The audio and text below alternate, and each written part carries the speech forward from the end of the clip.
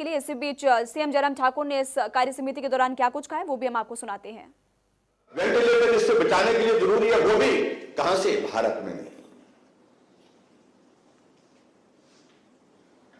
और जब मैंने हिमाचल प्रदेश में इस बात को देखा तो मैंने कहा हिमाचल में वेंटिलेटर हमारे पास कितने हैं, तो मालूम पड़ा जो बड़ी बड़ी बातें करते हैं, जो पार्टी इतनी बातें करते हैं, लंबे समय 50 साल से ज्यादा वर्षों तक सत्ता में रही और हिमाचल प्रदेश में 50 वर्ष सत्ता के बावजूद भी वेंटिलेटर की सरकारी क्षेत्र में उपलब्धता सिर्फ 50 की थी।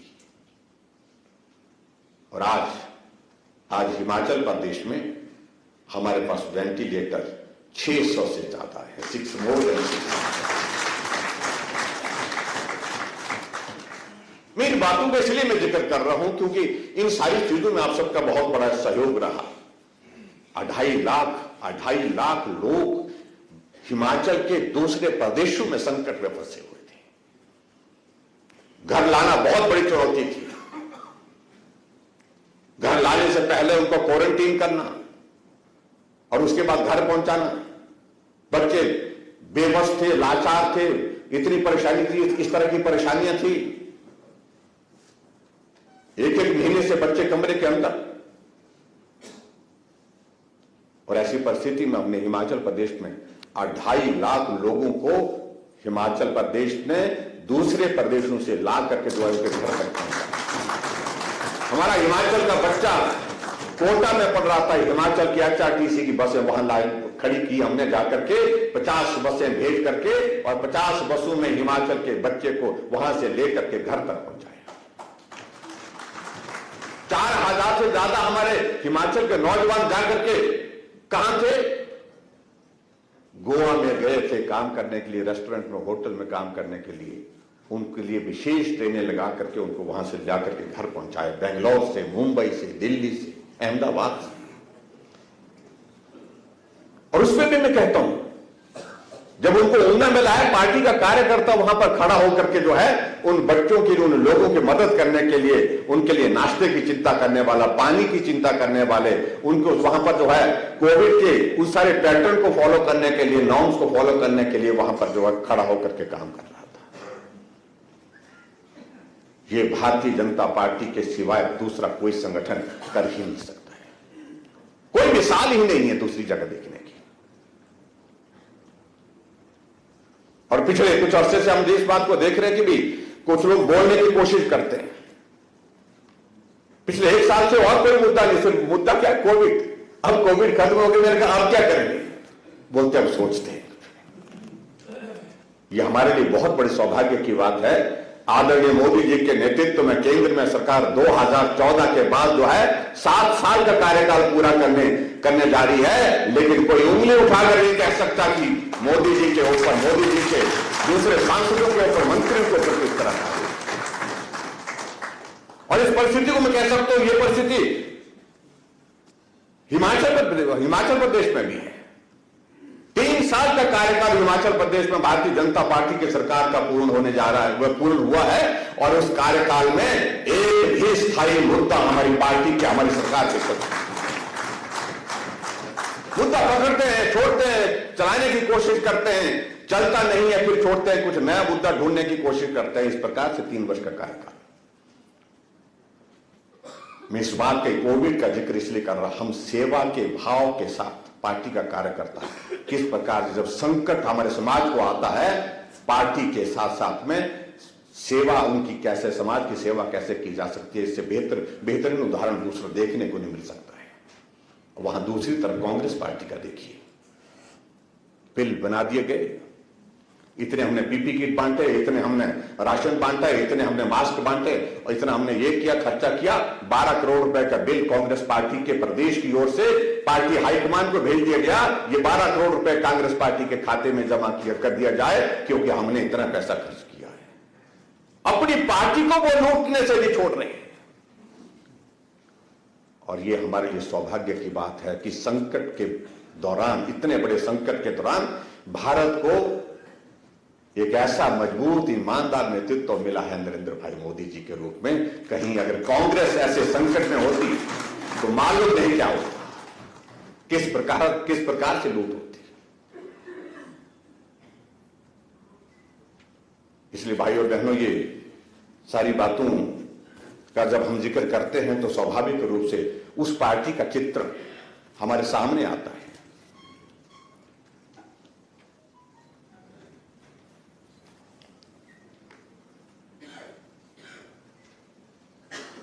हमारे पार्टी के प्रदेश कार्य समिति के उद्घाटन के लिए हमारे लिए सौभाग्य की बात है, पार्टी के राष्ट्रीय अध्यक्ष और हिमाचल प्रदेश के ही हमारी पार्टी के कार्यकर्ता जगत प्रकाश नड्डा जी हमारे बीच में मौजूद हुए। मैं उनका भी हृदय से आभार व्यक्त करता हूं। छोटा प्रदेश, 4 सांसदों का प्रदेश, 68 विधायकों का, विधानसभा का ये प्रदेश, ये स्वाभाविक रूप से इस बात को हमको समझने की आवश्यकता है। इस हिमाचल प्रदेश की माटी में बहुत क्षमता है, बहुत सारी चीजें ऐसी हैं कि इस छोटे प्रदेश होने के बावजूद भी यहां का कार्यकर्ता पार्टी की, दुनिया की सबसे बड़ी पार्टी का राष्ट्रीय अध्यक्ष हो सकता है। ये अपने आप में एक बहुत बड़ा संदेश है, हमारे लिए बहुत बड़ा संदेश है। और कल हमको बहुत अच्छा लग रहा था जब आदरणीय नड्डा जी हम सबका यहां मार्गदर्शन कर रहे थे, हिमाचल मॉडल का जिक्र हो रहा था। नड्डा जी तो हिमाचल के हैं, स्वाभाविक रूप से उनको भी अच्छा लगता होगा, लेकिन और भी अच्छा तब लगता है जब हमारे अमित शाह जी और नरेंद्र भाई मोदी जी भी हिमाचल मॉडल पार्टी के हिमाचल मॉडल का जिक्र करते हैं। तो स्वाभाविक रूप से इससे एक बात होती है कि ठीक है, त्रुटियां हमेशा काम करते करते रहती हैं, लेकिन फिर भी उसके बावजूद जो पार्टी देश की नहीं दुनिया की सबसे बड़ी पार्टी है, उस पार्टी में हिमाचल मॉडल का जिक्र हमारे राष्ट्रीय अध्यक्ष जी करें, पार्टी के हमारे देश के प्रधानमंत्री करें, तो इससे बड़ा सौभाग्य हिमाचल के कार्यकर्ताओं के लिए और कोई नहीं।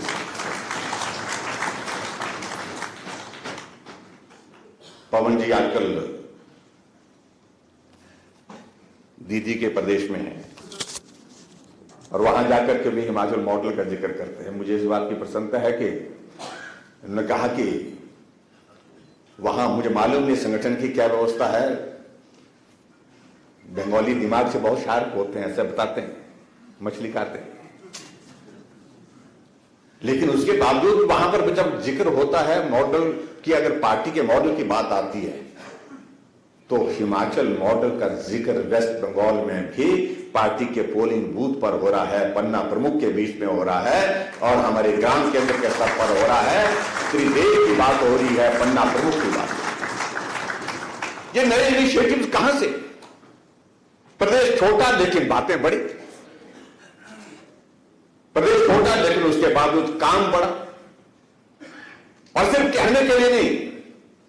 मैं इस बात को इसलिए मैं कह रहा हूं, ये सिर्फ कहने के लिए नहीं। एक बात होती है कहने के लिए कह दिया लेकिन सामने दिखा नहीं, जो कहा गया वो सामने दिखा भी है। इसलिए दिखा जब हिमाचल प्रदेश में लोकसभा का चुनाव, हमारा 3 साल का यह कार्यकाल जो बीता, परीक्षाओं का जो दौर शुरू होता है वो लोकसभा के चुनाव से शुरू हुआ। हमारे सामने एक प्रश्न था कि अब हम 4 सीटें 2014 में जीते हैं, 2019 में क्या नया होने वाला है।